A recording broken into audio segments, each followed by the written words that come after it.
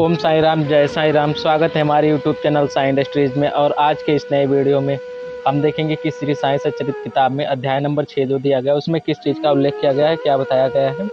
और अध्याय नंबर 1 से लेकर के 5 तक के सारे पार्ट बन चुके हैं। जिन भक्तों ने ये पहले के पार्ट नहीं देखे हैं वो चैनल पर जाके पहले के पार्ट देख सकते हैं। और अध्याय नंबर 6 के भी 3 पार्ट बन चुके हैं। जिन भक्तों ने ये पहले के पार्ट नहीं देखे वो अध्याय नंबर 6 के भी पार्ट देख सकते हैं। और ये अध्याय नंबर 6 का चौथा पार्ट है। आइए वीडियो को शुरू करते हैं। अगर वीडियो अच्छा लगे तो चैनल को सब्सक्राइब और वीडियो को लाइक ज़रूर करें। ज़्यादा से ज़्यादा वीडियो को शेयर करें। आइए शुरू करते हैं वीडियो। उर्स का रामनवमी के त्यौहार सामान्य। सब कार्यक्रम इसी तरह उत्तम प्रकार से चलता रहा और मेले का महत्व सने सने बढ़ता ही गया। सन 1911 में एक परिवर्तन हुआ। एक भक्त कृष्णराव जोगेश्वर भीष्म श्री साई सगुणोपासना के लेखक अमरावती के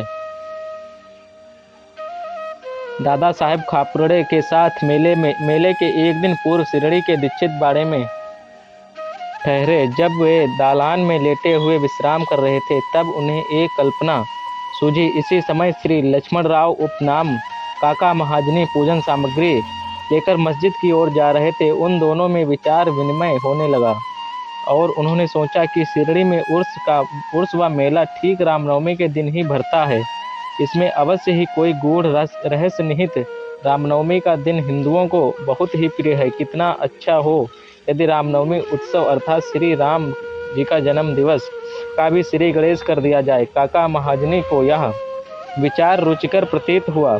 अब मुख्य कठिनाई हरिदास के मिलने की थी जो शुभ अवसर पर कीर्तन व ईश्वर गुणानुवाद कर सकें। परंतु भीष्म ने इस समस्या को हल कर दिया। उन्होंने कहा कि मेरा स्वरचित राम आख्यान जिसमें राम जन्म का वर्णन तैयार हो चुका है,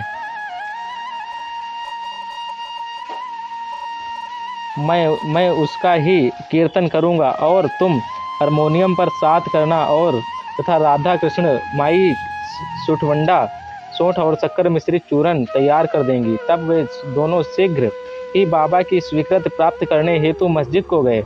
बाबा तो अंतर्यामी थे, उन्हें तो सब ज्ञान था कि वाड़े में क्या क्या हो रहा है। बाबा ने महाजनी से प्रश्न किया कि वहाँ क्या चल रहा था। इस आकस्मिक प्रश्न से महाजनी घबरा गए और बाबा के शब्दों का अभिप्राय ना समझ सकने के कारण वे स्तब्ध होकर खड़े रह गए। तब बाबा ने भीष्म से पूछा कि क्या बात है। भीष्म ने रामनवमी उत्सव मनाने का विचार बाबा के समक्ष प्रस्तुत किया तथा स्वीकृति देने की प्रार्थना की। बाबा ने भी सहर्ष अनुमति दे दी। सभी भक्त हर्षित हुए और राम जन्मोत्सव मनाने की तैयारियां करने लगे। दूसरे दिन रंग बिरंगी झंडियों से मस्जिद सजा दी गई। श्रीमती राधा कृष्ण माई ने एक झूला लाकर बाबा के आसन के समक्ष रख दिया और फिर उत्सव प्रारंभ हो गया। भीष्म कीर्तन करने को खड़े हो गए और महाजनी हारमोनियम पर उनका साथ करने लगे। तभी बाबा ने महाजनी को बुलावा भेजा। यहाँ महाजनी शंकित थे कि बाबा उत्सव मनाने को आज्ञा देंगे भी या नहीं।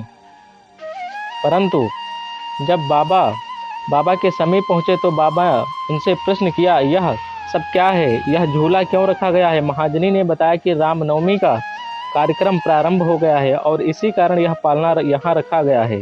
बाबा ने निंबर पर से 2 हार उठाए। उनमें से एक हार तो उन्होंने काका जी को गले में डाल दिया तथा दूसरा भीष्म के लिए भेज दिया।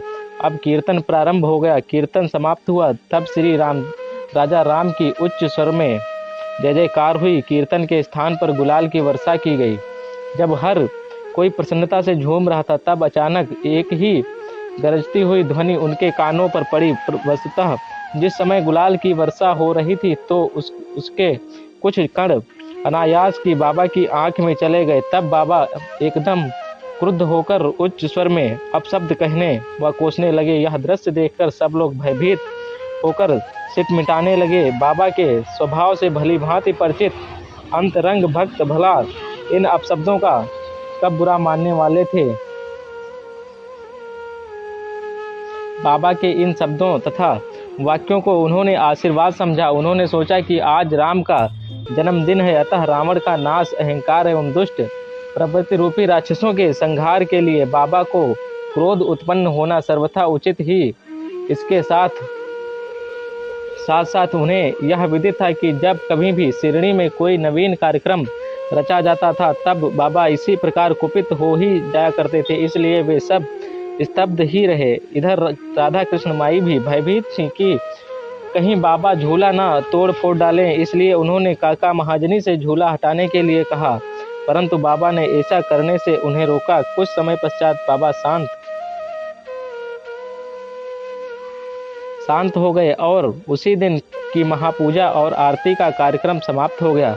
उसके बाद काका महाजनी ने बाबा से झूला उतारने की अनुमति मांगी, परंतु बाबा ने अस्वीकृत करते हुए कहा कि अभी उत्सव संपूर्ण नहीं हुआ है।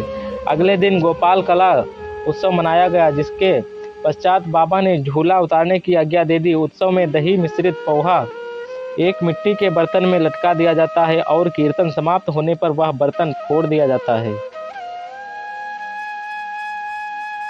और प्रसाद के रूप में वह पोहा सबको वितरित कर दिया जाता है।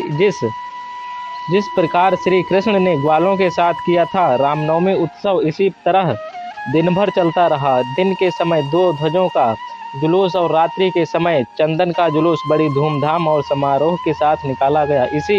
इस समय के पश्चात ही उर्स रामनवमी में परिवर्तित हो गया। अगले वर्ष सन 1912 से रामनवमी के कार्यक्रमों की सूची में वृद्धि होने लगी। श्रीमती राधा कृष्ण माई ने चैत्र के प्रतिपदा से नाम सप्ताह प्रारंभ कर दिया। लगातार दिन रात 7 दिन तक भगवत नाम लेना नाम सप्ताह कहलाता है। सब भक्त इसमें बारी बारी से भाग लेते थे। वे भी प्रातःकाल सम्मिलित हो जाया करती थी। देश के सभी भागों में रामनवमी का उत्सव मनाया जाता है, इसलिए अगले वर्ष हरिदास के मिलने की कठिनाई पुनः उपस्थित हुई, परंतु उत्सव के पूर्व ही यह समस्या हल हो गई। 5-6 दिन बाद श्री महाजनी की बाबा बुआ के आकस्मिक भेंट हो गई। बुआ साहिब आधुनिक तुकाराम के नाम से प्रसिद्ध थे और इस वर्ष कीर्तन का कार्य उन्हें ही सौंपा गया। अगले वर्ष सन 1913 में श्री हरिदास सतारा जिला के बाला बुआ सतारकर बृहसिद्ध कवटे ग्राम में प्लेग का प्रकोप होने के कारण अपने गांव में हरिदास का कार्य नहीं कर सकते थे। इस वर्ष वे शिरडी में आए। काका साहेब दीक्षित ने उन्हें उनके कीर्तन के लिए अनुमति प्राप्त की। बाबा ने भी उन्हें यथेष्ट पुरस्कार दिया। सन 1914 से हरिदास की कठिनाई बाबा ने सदैव के लिए हल कर दी। उन्होंने यह कार्य स्थायी रूप से दासगढ़ू महाराज को सौंप दिया। तब से वे इस कार्य को उत्तम रीति से सफलता और विद्वानता पूर्वक पूर्ण लगन से निभाते रहे। सन 1912 से उत्सव के अवसर पर लोगों की संख्या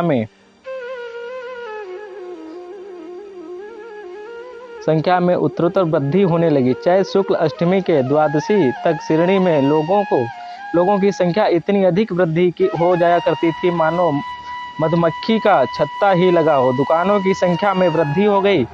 प्रसिद्ध पहलवानों की कुश्तियां होने लगीं। गरीबों को बृहद स्तर पर भोजन कराया जाने लगा। राधा कृष्ण माई के घोर परिश्रम के फलस्वरूप शिरडी को संस्थान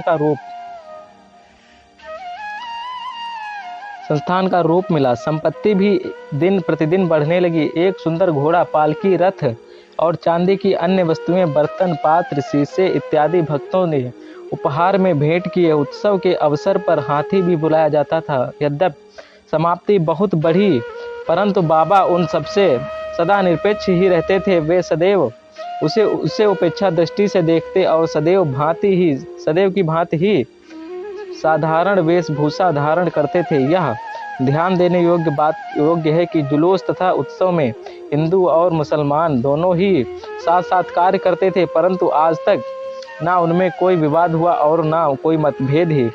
पहल तो लोगों की संख्या 5000 से 7000 के लगभग ही होती थी, परंतु किसी वर्ष तो यह संख्या लगभग 75000 तक पहुंच जाती थी। फिर भी ना कभी कोई बीमारी फैली और ना कोई दंगा हुआ। मस्जिद का जीर्णोद्धार ओम साई राम, जय साई राम। दोस्तों वीडियो को यहीं पे समाप्त किया जाता है क्योंकि वीडियो बहुत लंबा हो जाएगा और आगे की कथा अगले वीडियो में आएगी।